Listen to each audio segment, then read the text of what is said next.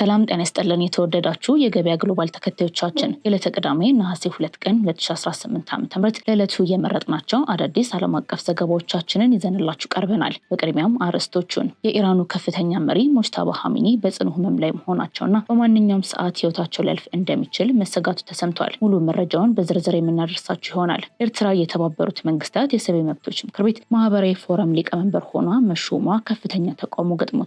የምትሰሙት ይሆናል። የአሜሪካው ፕሬዝዳንት ዶናልድ ትራምፕ የመራጮች መዝገብ ለማግኘት የሚያደርጉት ጥረት ሽንፈት እንደገጠመው ተሰምቷል። በሌላ በኩል የአሜሪካ ይግባኝ ሰሚ ፍርድ ቤት የትራምፕን $400 ሚሊዮን የዋይት ሀውስ የኳስ ስታዲየም ግንባታ አግዷል። በዝርዝር እናደርሳቸዋለን። በኢራን ድጋፍ የሚደረግላቸው የሁቲ ታጣቂዎች በትናንትናው ዕለት በየመን እውቅና ባለው የመንግስት ወታደራዊ ካምፕ ላይ በድሮን እና በሚሳኤል ጥቃት መፈጸማቸውን የተመለከተው መረጃም ከዜናዎቻችን መካከል ይዘነዋል። ወደ ዜናዎቹ አለፍን። በ2 ሚሊዮን 700 ሺህ ብር አጠቃላይ ዋጋ የመኖሪያ አፓርትመንት ጫካ ፕሮጀክት አካባቢ መገናኛ ላይ በፍጥነትና በጥራቱ ከሚታወቀው ከቴምር ፕሮፐርቲስ ስቱዲዮ በ2 ሚሊዮን 700 ሺህ ብር አጠቃላይ ዋጋ፣ ባለ 1 መኝታ በ4 ሚሊዮን 400 ሺህ ብር አጠቃላይ ዋጋ፣ ባለ 2 መኝታ በ6 ሚሊዮን 700 ሺህ ብር አጠቃላይ ዋጋ እንዲሁም ባለ 3 መኝታ በ8 ሚሊዮን 300 ሺህ ብር አጠቃላይ ዋጋ ይዞላችሁ መጥቷል። ይህ ዋጋ 100% ለሚከፍሉ ደንበኞች ሲሆን 20%ን ከፍላችሁ ቀሪውን 80% በ17 ዙር ከፍላችሁ የምታጠናቅቁበትን እድል አመቻችቶላችኋል። 40%ን ቀድማችሁ ከከፈላችሁ 10% ቅናሽ አግኝታችሁ ቀሪውን የቤታችሁን 60% ክፍያ ቤታችሁን ስትረከቡ መክፈል የምትችሉበትን እድል አመቻችቶላችኋል። በተጨማሪም በሳር ቤት፣ በቡልጋሪያ እንዲሁም በካዛንቺስ አዋሬ ላይ ከባለ 1 እስከ ባለ 3 መኝታ አፓርትመንቶችን በ30% ቅናሽ ማግኘት ይችላሉ። የንግድ ሱቅ ለምትፈልጉ ደንበኞች ከ500 ሺህ ብር ጀምሮ ቅድመ ክፍያ በቃሊቲ፣ በቡልጋሪያ እና በሳር ቤት የንግድ ሱቅ አማራጮችን ማግኘት ይችላሉ። ለበለጠ መረጃ በ0957 030277 ይደውሉ። ቴምር ፕሮፐርቲስ።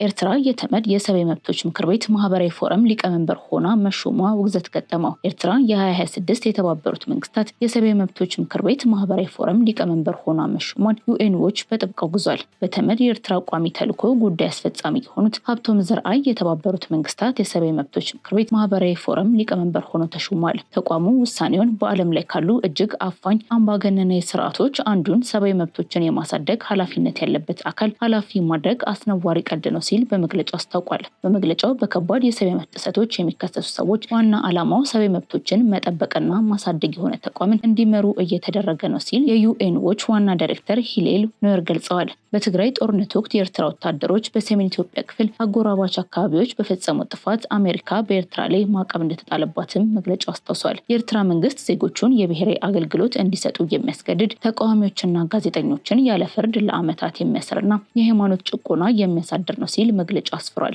ይህ የሰብአዊ መብቶች ምክር ቤት የራሱን መመዘኛዎች በማክበር ረገድ የሚያሳየው ስር የሰደደ ውድቀት የቅርብ ጊዜ ማሳያ ነው ያሉት ዋና ዳይሬክተሩ ምክር ቤቱ በተደጋጋሚ የሰብአዊ መብት ጥሰት የሚፈጽሙ አካላት ተጽዕኖ የሚፈጥሩ ቦታዎችን እንዲይዙ ፈቅዷል ብለዋል። ይህ ድርጊት የተባበሩት መንግስታት የሰብአዊ መብት አጠባበቅ ስርዓት ላይ አጠቃላይ ተአማኒነትን ይበልጥ ይሸረሽራል ሲሉም አክለዋል። የተባበሩት መንግስታት ሰብአዊ መብቶች ከፍተኛ ኮሚሽነር ይህንን ሹመት ያለምንም መዘግየት በይፋ እንዲያወግዙ እንጠይቃለን ሲሉ ዋና ዳይሬክተሩ ጥሪ አቅርበዋል። በተጨማሪም በተለይም እንደ ፈረንሳይ፣ ዩናይትድ ኪንግደም፣ ኔዘርላንድስ፣ ጣሊያን፣ ስፔን፣ ብራዚል፣ ጃፓን እና ስዊዘርላንድ ያሉ የተባበሩት መንግስታት ድርጅት የሰብአዊ መብቶች ምክር ቤት አባል ሀገራት የኤርትራ ሊቀመንበርነት የሚቃወም አፋጣኝ የጋራ መግለጫ እንዲያወጡ እንጠይቃለን ብለዋል። እነዚህ መንግስታት ይህንን ሹመት እንዲሻር መጠየቅና በኤርትራ አመራር ስር የሚካሄዱ ማንኛውንም ሂደቶች ህጋዊነት እንደማይሰጡ ማሳወቅ አለባቸው ሲሉ ዋና ዳይሬክተሩ መናገራቸውን ቢቢሲ ዘግቧል።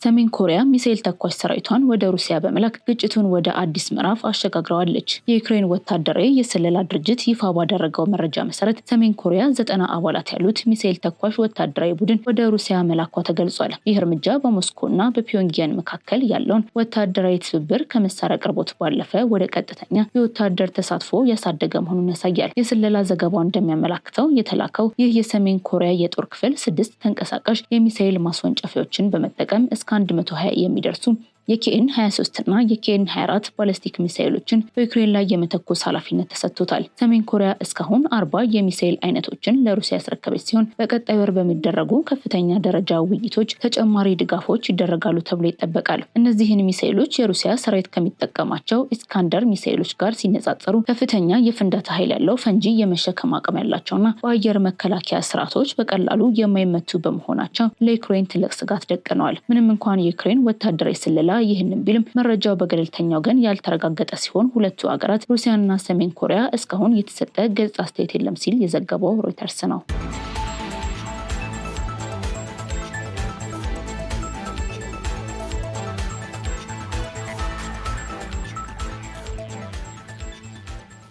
የኢራኑ መሪ ሙጅታባ ኻሜኒ ጤና እጅግ አሳሳቢ መሆኑን የእስራኤል መገናኛ ብዙሃን ዘገቡ። የኢራን አዲሱ መንፈሳዊ መሪ ሙጅታባ ኻሜኒ በጠና ታመው በሆስፒታል መተኛታቸውን፣ የጤናቸው ሁኔታም እጅግ አሳሳቢ መሆኑን አንድ የእስራኤል ሚዲያ ዘግቧል። የእስራኤል ቻናል 14 የኢራን ውስጥ ምንጮችን ጠቅሶ የሙጅታባ ኻሜኒ የጤና ሁኔታ እጅግ አሳሳቢ እንደሆነ ገልጿል። እንደ ዘገባው መሪው በአሁኑ ሰዓት በሆስፒታል ይገኛሉ። ዘገባው ኢራን ዋየር የተባለውን የኢራን የዜና ተቋም መረጃን በመጥቀስ ከኢራኑ ፕሬዝዳንት አስተዳደር ጋር ቅርበት ያላቸው ምንጮች ጠቅሶ ሙጅታባ የአሜሪካና እስራኤል ጥቃት በአባታቸው መኖሪያ ላይ ከተፈጸመ የካቲት 28 ቀን ጀምሮ ከማንኛውም የካቢኔ አባል ጋር እንዳልተገናኙ ዘግቧል። አንድ ምንጭ የመሪው የአካል ሁኔታ ደካማ መሆኑን ጠቅሶም በቅርቡ የሞታቸው ዜና ቢሰማ እንደማይደነቁ መናገሩን ዘገባው ገልጿል። ሆኖም የኢራን ባለስልጣናት ሙጅታባ ኻሜኒ ከጥቃቱ በኋላ ከባድ የጤና ችግር እንዳልደረሰባቸው በመግለጽ ከዚህ በፊት የተሰራጩትን የጤና ሁኔታ መረጃዎችን ውድቅ አድርገዋል። የኢራኑ ፕሬዝዳንት በበኩላቸው ከሙጅታባ ኻሜኒ ጋር በአሁኑ ወቅት መገናኘት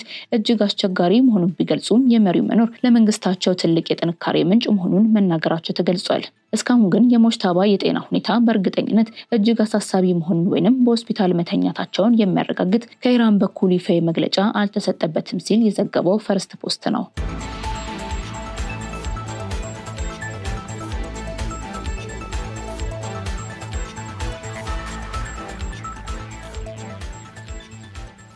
የአሜሪካ ይግባኝ ሰሚ ፍርድ ቤት የትራምፕን $400 ሚሊዮን የዋይት ሀውስ የኳስ ስታዲየም ግንባታ አገደ።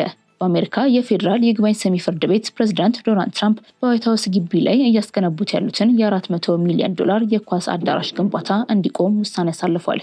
የዲሲ ይግባኝ ሰሚ ፍርድ ቤት የሶስት ዳኞች ሸንጎ በሰጠው ውሳኔ የአሜሪካው ፕሬዝዳንት የዋይት ሀውስን መዋቅር በመሰረታዊ ደረጃ ለመቀየር የኮንግረስ ፍቃድ ሳያገኙ በብቸኝነት ስልጣን የላቸውም ብሏል። የግንባታው ዕቅድ ቀደም ሲል በትራምፕ ትዕዛዝ በፈረሰው የዋይት ሀውስ ምስራቃዊ ክንፍ ላይ 8400 ካሬ ሜትር ስፋት ያለው የእግር ኳስ ስታዲየም መገንባትን ያካትታል። ስታዲየሙ 999 ሰዎችን ማስተናገድ እንደሚችልም ትራምፕ ከዚህ ቀደም ተናግረዋል። ሆኖም ግን የታሪካዊ ቅርስ ጥበቃ ተቋማት የግንባታውን ስራ ለማስቆም ክስ አቅርበውበታል። ፍርድ ቤቱ የታሪካዊ ቅርስ ጥበቃ ተቋማቱን የሚደግፍ ውሳኔ በመስጠት ትራምፕ የኳስ ስታዲየም ግንባታውን ለማስቀጠል የኮንግረስ ፍቃድ ሊያገኙ እንደሚገባ አስገንዝቧል። በቀድሞ ውሳኔ የዲሲ የፌዴራል ዳኛ ከሚያዝያ 16 ቀን ጀምሮ ከመሬት በላይ የሚካሄደው የኳስ አዳራሹ ግንባታ እንዲቆም አዘው ነበር። የትራምፕ አስተዳደር ግን የግንባታው ፕሮጀክት የድሮን፣ የባሊስቲክ ሚሳኤል እና የተፈጥሯዊ አደጋዎችን ጨምሮ ከተለያዩ ስጋቶች የፕሬዝዳንቱን፣ የቤተሰቡን፣ የሰራተኞችና የዋይት ሀውስን ደህንነት ለመጠበቅ ወሳኝ የሆኑ የደህንነት ማሻሻያዎችን ያካተተ ነው ብሏል። የታሪካዊ ቅርስ ጥበቃ ተቋማት ፕሮጀክቱን ለመቆም ክስ የመሰረቱት በ2025 የዋይት ሀውስ ምስራቃዊ ክንፍ ከፈረሰ በኋላ መሆኑ አይዘነጋም። ዘገባው የፍራንስ 24 ነው።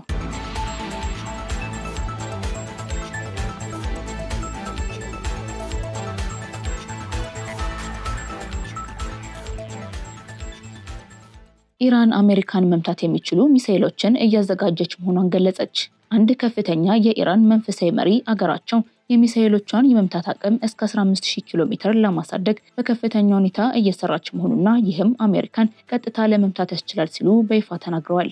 የአህፋዝ ከተማ የጁሙዓ ሰላት መሪ በሰጡት ይፋዊ መግለጫ አሜሪካውያንም በሚሳኤል መምታትና በደም እንዲሁም በውድመት ውስጥ መውደቅ ምን እንደሚመስል እንዲረዱትና እንዲቀምሱት በሚል ኢራን ይህንን ረጅም ርቀት ተኳሽ ሚሳኤል እያዘጋጀች መሆኑን አስታውቀዋል። ይህ መግለጫ በኢራን ኢንተርናሽናል የተዘገበ ሲሆን የኢራን ባለስልጣናት ቀደም ሲል የነበራቸውን የ2000 ኪሎ ሜትር የሚሳኤል ርቀት ገደብ ለማንሳትና አህጉር አቋራጭ ባሊስቲክ ሚሳኤሎችን ለማልማት እያደረጉት ያለውን ዝግጅት የሚያሳይ ነው ተብሏል። ሆኖም ግን የወታደራዊና የደህንነት ባለሙያዎች እንደሚያስረዱት ይህ የኢራን ባለስልጣን የተናገሩት ቃል የፖለቲካ ማስፈራሪያ እንጂ አገሪቱ በአሁኑ ወቅት አሜሪካን መሬት መሬት ድረስ መምታት የሚችል 15000 ኪሎ ሜትር የሚጓዝ ሚሳኤል የላትም። የኢራን የጦር መሳሪያዎች በአሁኑ ወቅት የሚደርሱት ከ2000 እስከ 3000 ኪሎ ሜትር ብቻ በመሆኑ አቅሟ በመካከለኛው ምስራቅና በከፊል አውሮፓ ክልሎች ብቻ የተገደበ እንደሆነም ጠቁሟል።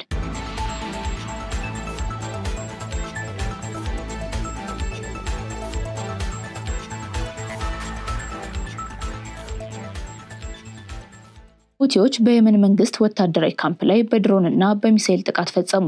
በኢራን ድጋፍ የሚደረግላቸው የሁቲ ታጣቂዎች በትናንትናው ዕለት በየመን እውቅና ባለው የመንግስት ወታደራዊ ካምፕ ላይ በድሮንና በሚሳኤል ጥቃት መፈጸማቸውን ይፋ አድርገዋል። ይህ ድርጊት ላለፉት 4 ዓመታት ተከብሮ የቆየውን የተኩስ አቁም ስምምነት ሙሉ በሙሉ ሊያፈርሰው የሚችል አደገኛ ውጥረትን ፈጥሯል። የሁቲ ቡድን እንደገለጸው ጥቃቱ ያነጣጠረው በሰሜን ምስራቅ ማሪብ ግዛት በሚገኘውና በሳውዲ አረቢያ በሚደገፈው የመንግስት ሰራዊት በሚጠቀመው ሰህ አልጂን ወታደራዊ መሰረት ላይ ሲሆን በካምፕ ውስጥ የሚገኙ የጦር መሳሪያ ማከማቻዎችና ወታደራዊ ተሽከርካሪዎች ላይ ጉዳት አድርሷል። የየመን መንግስት በበኩሉ ስለደረሰበት ወታደራዊ ጉዳት ወዲያውኑ የሰጠው ማስተባበያ የለም። ይሁን እንጂ የአገሪቱ ጤና ሚኒስቴር በማሪብ በሚገኙ ዜጎች መኖሪያዎች አካባቢና ተፈናቃይ ካምፖች ላይ በደረሰ ጥቃት ቢያንስ 2 ሰዎች ሲሞቱ 14 የሚሆኑት ደግሞ መቁሰላቸውን አስታውቋል። የቅርብ ጊዜ ወታደራዊ እንቅስቃሴዎች እንደሚያሳዩት ከሰሞኑ በሁቲዎችና በሳውዲ መርሃ ግብር ጥምር ኃይሎች መካከል የተከሰቱ ተደጋጋሚ ግጭቶች ሀገሪቱን ወደ ሌላ አጠቃላይ የእርስ በርስ ጦርነት ሊያስገቡት የሚችሉበት እድል ከፍተኛ ነው። የሁቲ ቡድን ይህንን ወታደራዊ እርምጃ የወሰደው በሳውዲ አረቢያ ድጋፍ እየተደረገበት ያለው ወታደራዊ ዝግጅትና የጥቃት ማጠናከር ምላሽ ለመስጠት መሆኑን ገልጿል ሲል የዘገበው ኒውዮርክ ታይምስ ነው። ከጥቃቱ 1 ቀን በፊት የየመን ሰራዊት በበኩሉ ሁቲዎች በ2 በነዳጅ ባለጸጋ በሆኑ ግዛቶች ላይ ባደረሱት ጥቃት 17 ወታደሮች መገደላቸውን አስታውቆ ነበር። በሌላ በኩል የሳውዲ መርሃ ጥምር ኃይል በሳውዲ ግዛት ውስጥ በደረሰ የሼል ጥቃት 11 ሰላማዊ ሰዎች መቁሰላቸውን በመጥቀስ ጥፋቱን በሁቲዎች ላይ ማሳረፉ አይዘነጋም።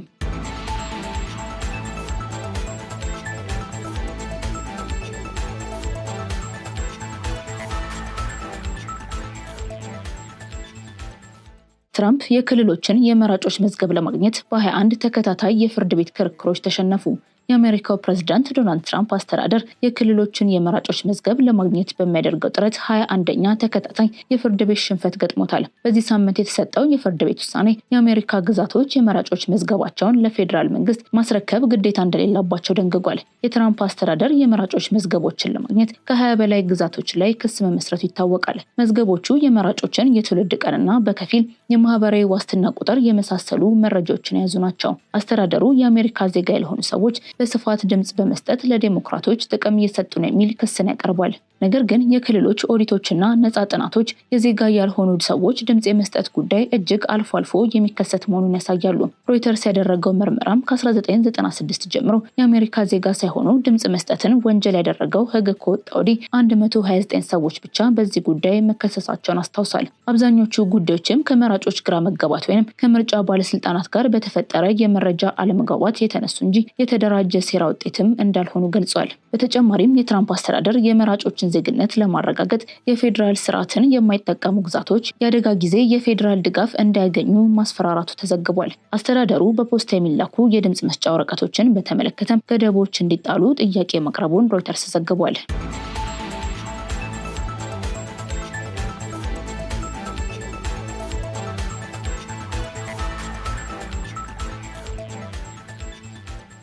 ውድ የገበያ ግሎባል ተከታዮቻችን ለዕለቱ የያዝናቸው ዓለም አቀፍ ዘገባዎቻችን እነዚህን ይመስላሉ። መልካም ቀን ይሁንላችሁ። በ2 ሚሊዮን 700 ሺህ ብር አጠቃላይ ዋጋ የመኖሪያ አፓርትመንት ጫካ ፕሮጀክት አካባቢ መገናኛ ላይ በፍጥነትና በጥራቱ ከሚታወቀው ከቴምር ፕሮፐርቲስ ስቱዲዮ በ2 ሚሊዮን 700 ሺህ ብር አጠቃላይ ዋጋ፣ ባለ 1 መኝታ በ4 ሚሊዮን 400 ሺህ ብር አጠቃላይ ዋጋ፣ ባለ 2 መኝታ በ6 ሚሊዮን 700 ሺህ ብር አጠቃላይ ዋጋ እንዲሁም ባለ 3 መኝታ በ8 ሚሊዮን 300 ሺህ ብር አጠቃላይ ዋጋ ይዞላችሁ መጥቷል። ይህ ዋጋ 100% ለሚከፍሉ ደንበኞች ሲሆን 20%ን ከፍላችሁ ቀሪውን 80% በ17 ዙር ከፍላችሁ የምታጠናቅቁበት እድል አመቻችቶላችኋል። 40%ን ቀድማችሁ ከከፈላችሁ 10% ቅናሽ አግኝታችሁ ቀሪውን የቤታችሁን 60% ክፍያ ቤታችሁን ስትረከቡ መክፈል የምትችሉበትን እድል አመቻችቶላችኋል። በተጨማሪም በሳር ቤት፣ በቡልጋሪያ እንዲሁም በካዛንቺስ አዋሬ ላይ ከባለ 1 እስከ ባለ 3 መኝታ አፓርትመንቶችን በ30% ቅናሽ ማግኘት ይችላሉ። የንግድ ሱቅ ለምትፈልጉ ደንበኞች ከ500 ሺህ ብር ጀምሮ ቅድመ ክፍያ በቃሊቲ፣ በቡልጋሪያ እና በሳር ቤት የንግድ ሱቅ አማራጮችን ማግኘት ይችላሉ። ለበለጠ መረጃ በ0957 030277 ይደውሉ። ቴምር ፕሮፐርቲስ